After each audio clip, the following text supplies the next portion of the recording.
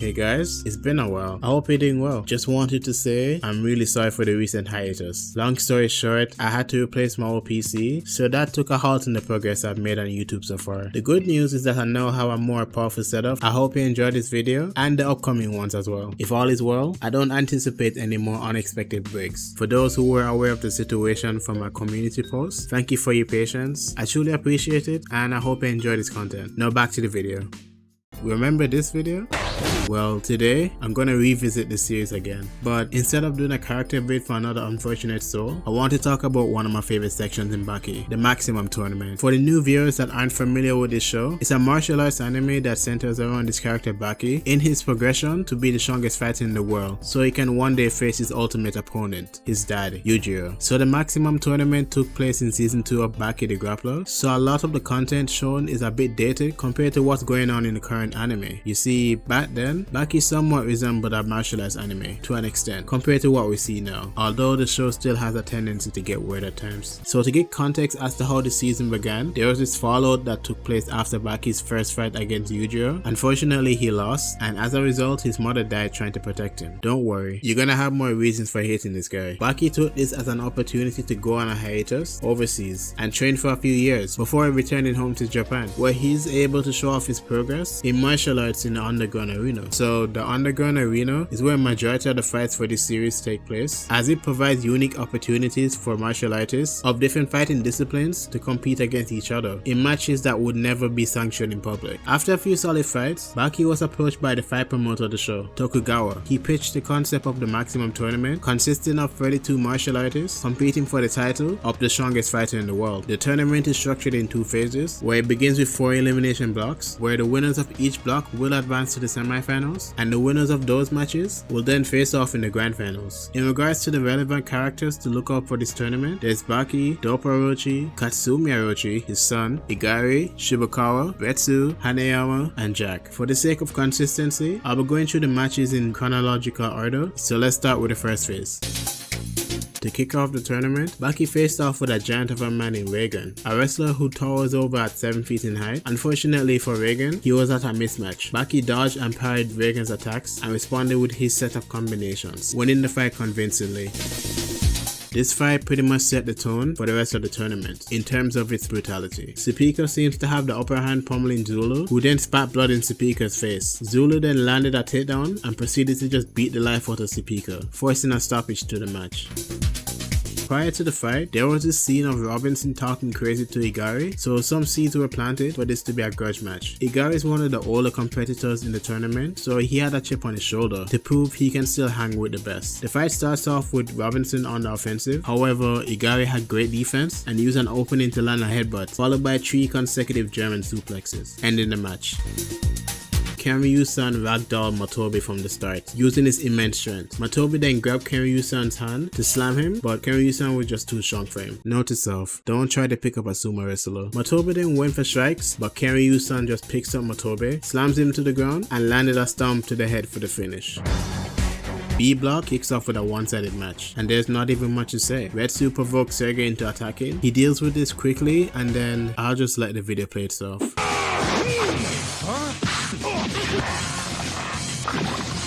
He'll sleep this off.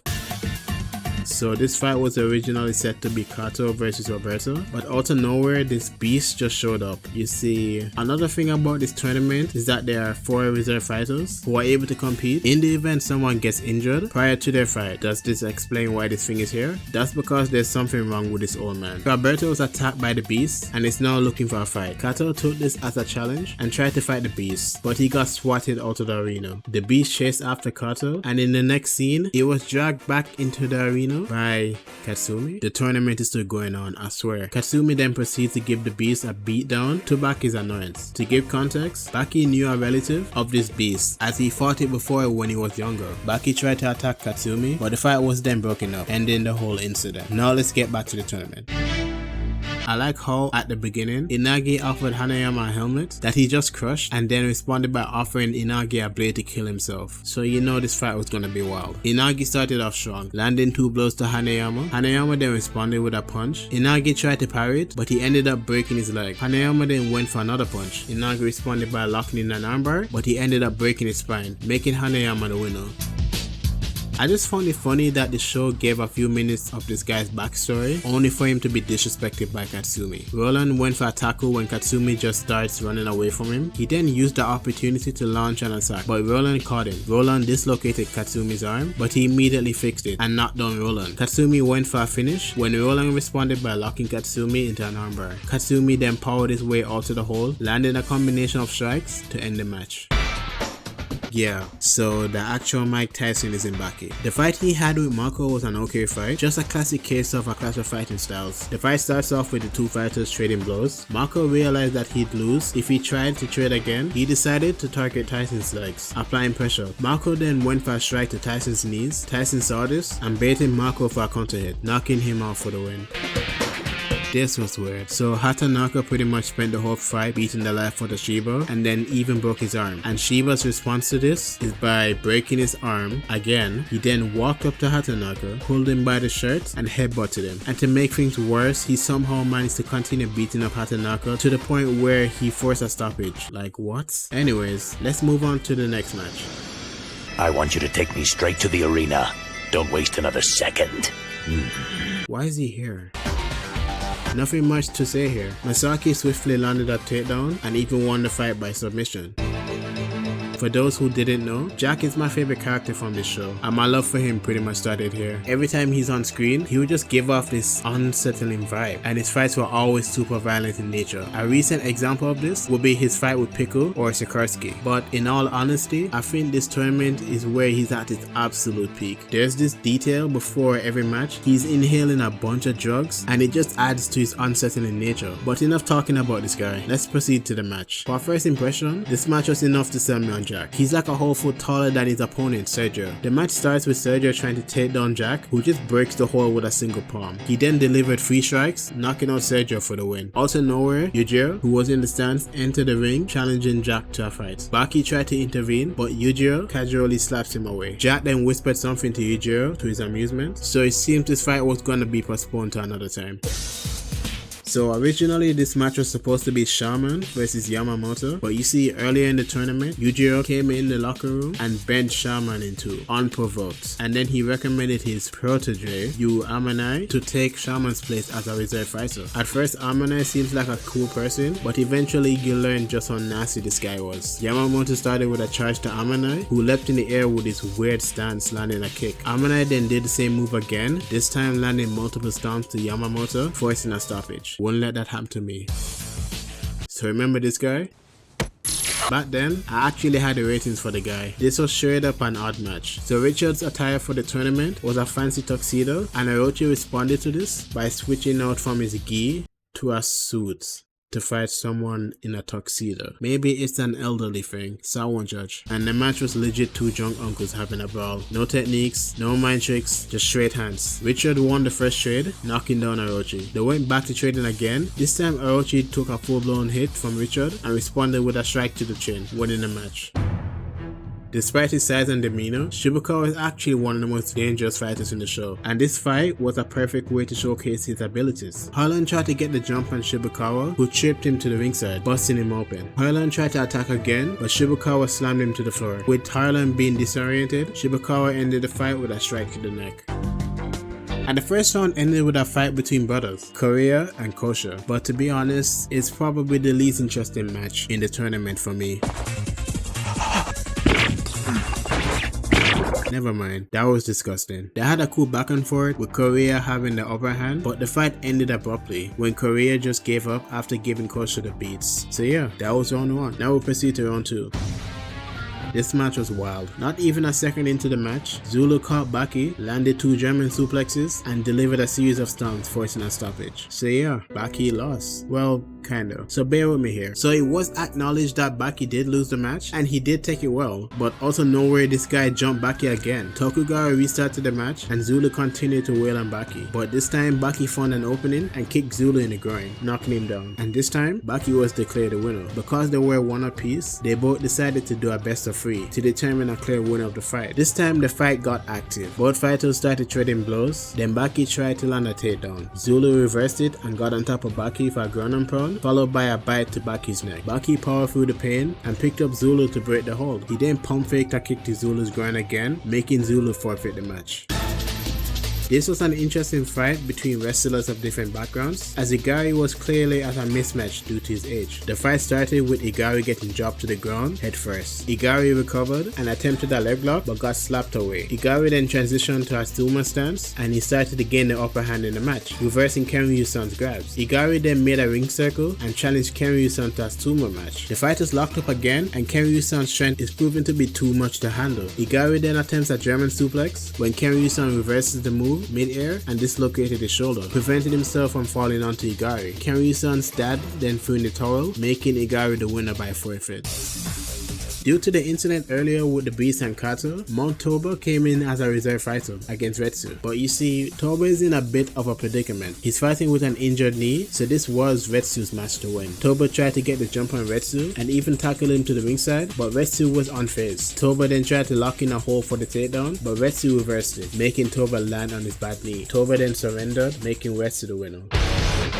This was a crazy fight. I found it funny how Katsumi came to the ring on a carpet flexing his karate moves and it just panned to Hanayama looking so irate. So yeah, this fight was gonna be some nonsense. Hanayama immediately hits a front flip that knocked down Katsumi. Katsumi recovered and started talking crazy just for Hanayama to hit him again. He then went for a second hit that Katsumi caught, but Hanayama powered through Katsumi's defense for a knockdown. Hanayama tried to finish the fight when Katsumi slammed him to the ground. Hanayama charged towards Katsumi again but was evaded. Katsumi then delivered his flurry of attacks, finishing with his set piece where he stepped onto Hanayama and kicked him in the face. Both fighters went to trading attacks where Katsumi won the exchange. Out of desperation, Hanayama grabbed Katsumi by his leg and popped it. If you didn't know, this is Hanayama's signature move, where he's able to grab someone's limb and squeeze it to the point where it explodes, rendering them useless, or at least for Katsumi it should be. Katsumi wrapped his injured leg with his belt and got ready for another attack, and the two started trading heavy blows. It seems like Hanayama's strength is just too much for Katsumi, but he locks in and got ready for a final attack, launching a barrage of punches and ending with a final punch Hanayama took to the back, making Katsumi the winner of the match.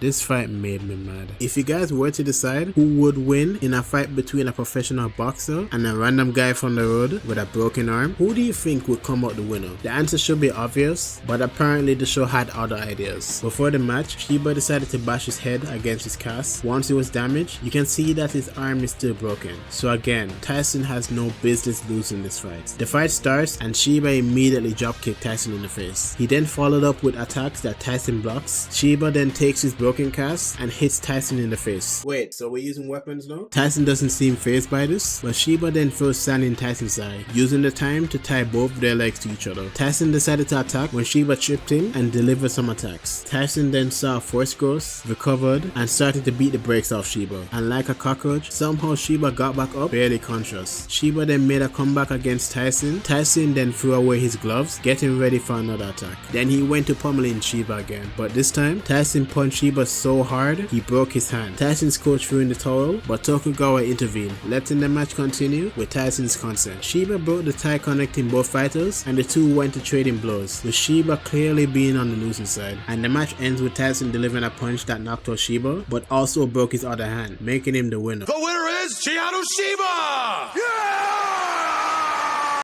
What?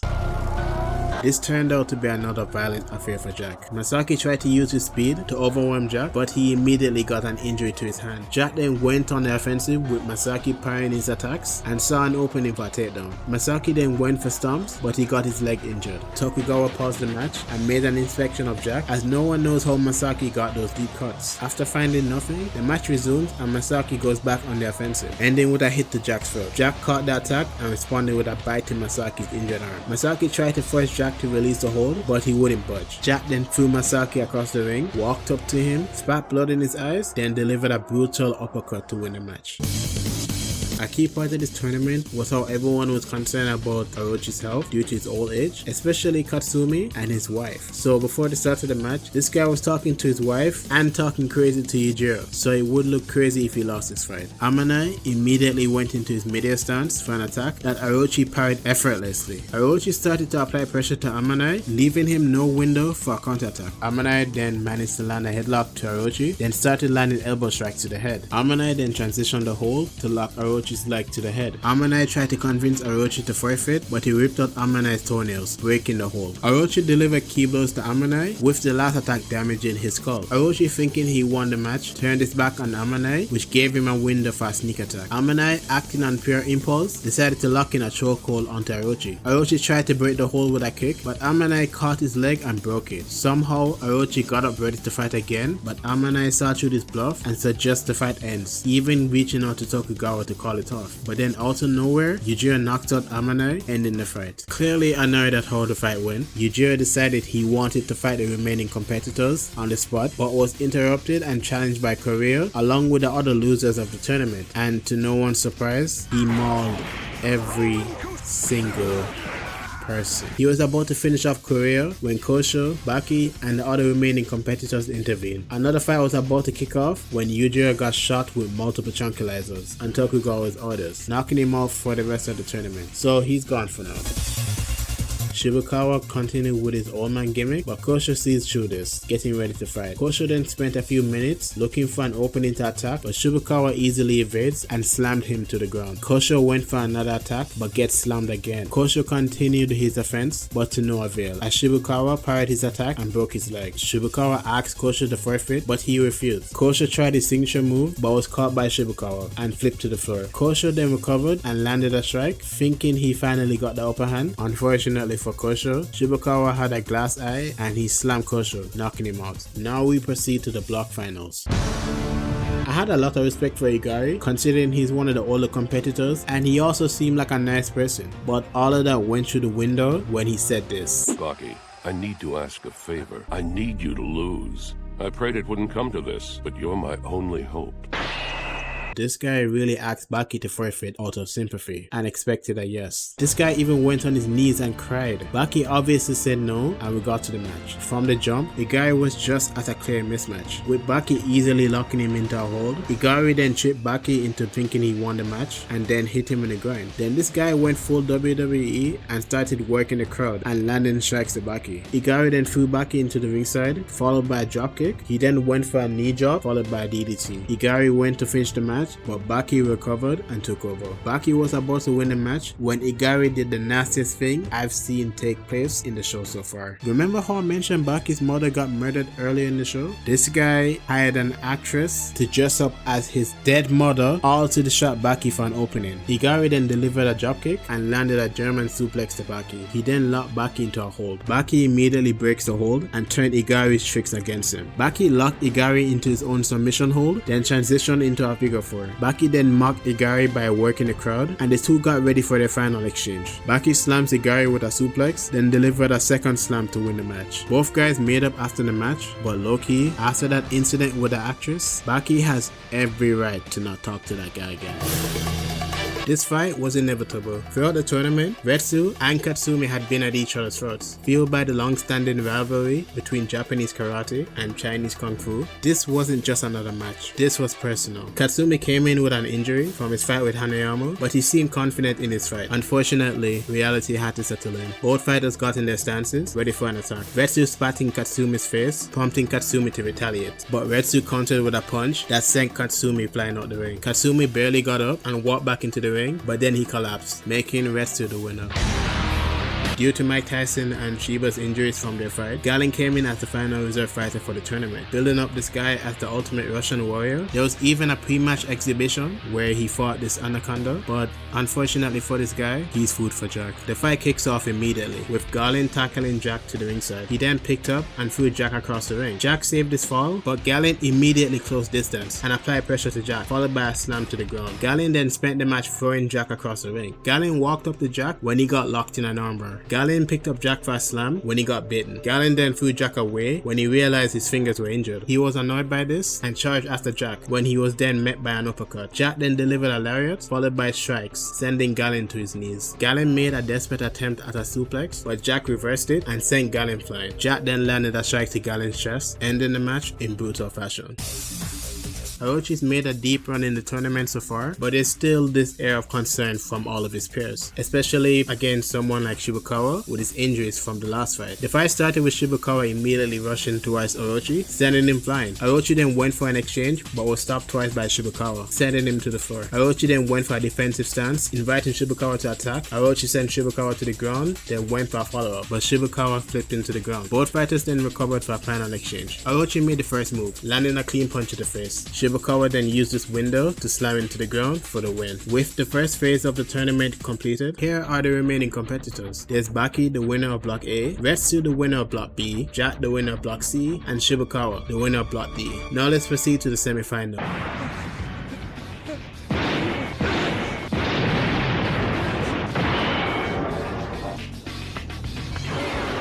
Again.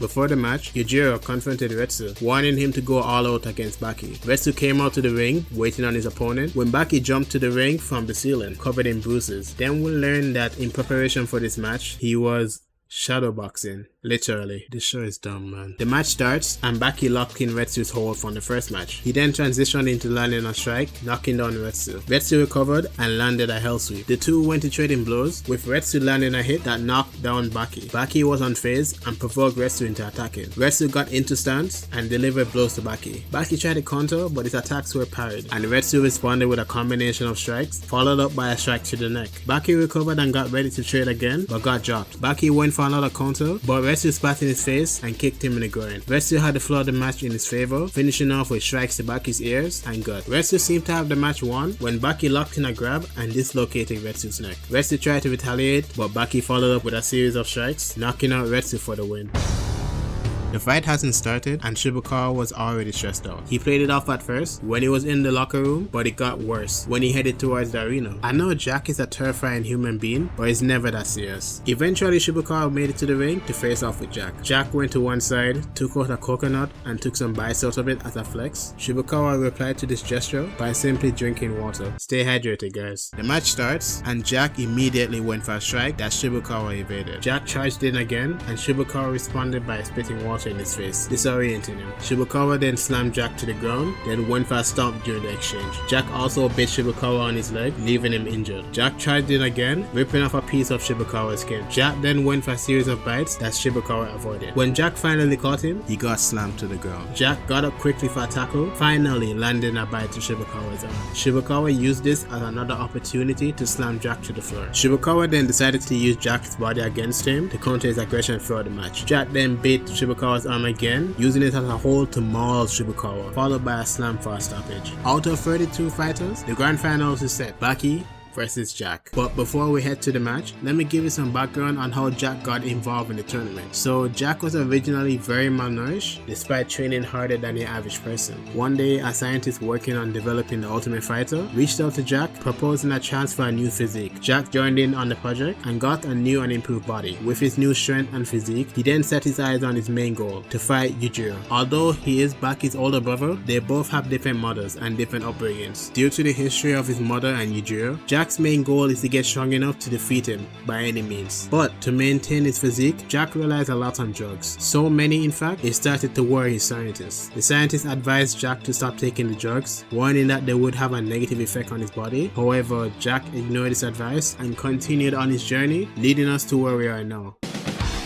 This is also where it's revealed that Baki and Jack were brothers. Baki didn't seem bothered by this. They both had a moment of respect and got ready for their clash. The match starts and both fighters immediately went to trading blows. After a series of exchanges, Jack charged towards Baki, aiming to bite him. Baki countered with an elbow, knocking Jack down. Baki continued with his assault, landing strikes and locking in a sleeper hold. Jack, using his strength, powers through the submission and breaks the hold. Jack seized the momentum of the fight, putting Baki on the back foot. Baki then charged in with a knee, followed by a headbutt, knocking Jack down. Baki attempted a suplex and Jack saved the fall with his teeth. Jack charged towards Baki and bit his arm. Baki wrapped up his injured arm and got ready to fight again. They traded once more with Jack winning the exchange, knocking down Baki. Jack went for a finish when Baki locked in an armbar, then transitioned into rescue's hold. Jack tossed Baki away, then went in for a bite. Baki then pulled out one of Jack's veins, rendering him partially blind. Baki then used this as a window to apply pressure to Jack and then dislocated his arm. Then the match took a turn for the worse when Jack's body began to change. Before the match, Correa had warned Jack about the drugs he was taking, much to Jack's annoyance. Due to the overuse of the drugs, Jack's body was deteriorating, but also made him unnaturally strong. He punched Baki so hard, his arm got broken. Jack then started to convulse, vomiting out all the toxins and reverted to his original body. Due to the bite from earlier, Baki's losing a lot of blood and doesn't have much time left to fight, so he decided to make a gamble on his final attack. Jack charged at Baki, landing his combination of strikes. He was about to land his final strike when Baki slammed him onto the ground, then locked him into a guillotine. Baki plans on choking out Jack before he collapses from the blood loss. With both fighters exhausted, this last move came down to a battle of attrition. Both fighters struggled for a while until Baki was able to lift Jack mid-air and apply more pressure to the hold. Jack finally collapsed, making Baki the winner of the Maximum Tournament.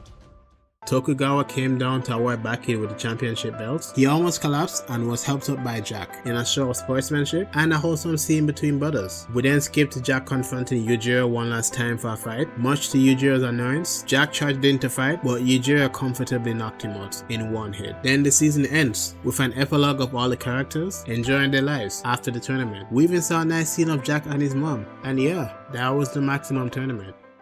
As much as this show annoys me with how stupid it gets, this was a very fun tournament. It had a lot of matches with fighters of different styles, and it also had a lot of fun characters to follow. In regards to my favorite characters from the tournament, I'd say it's between Katsumi and Jack. I like Katsumi's progression from this overconfident ace of his family dojo to a more mature and introspective martial artist, and Jack is just cool, man. For my favorite fight, it would be between Hanayama and Katsumi, and the grand final between Baki and Jack. Both violent fights with amazing endings. I hope you guys enjoyed the video. It's a bit longer than what I normally make, but I want to compensate for that long hiatus I went on. If you have any thoughts on the tournament, let me know in the comments. I hope you enjoyed the video. Like, subscribe, and take care.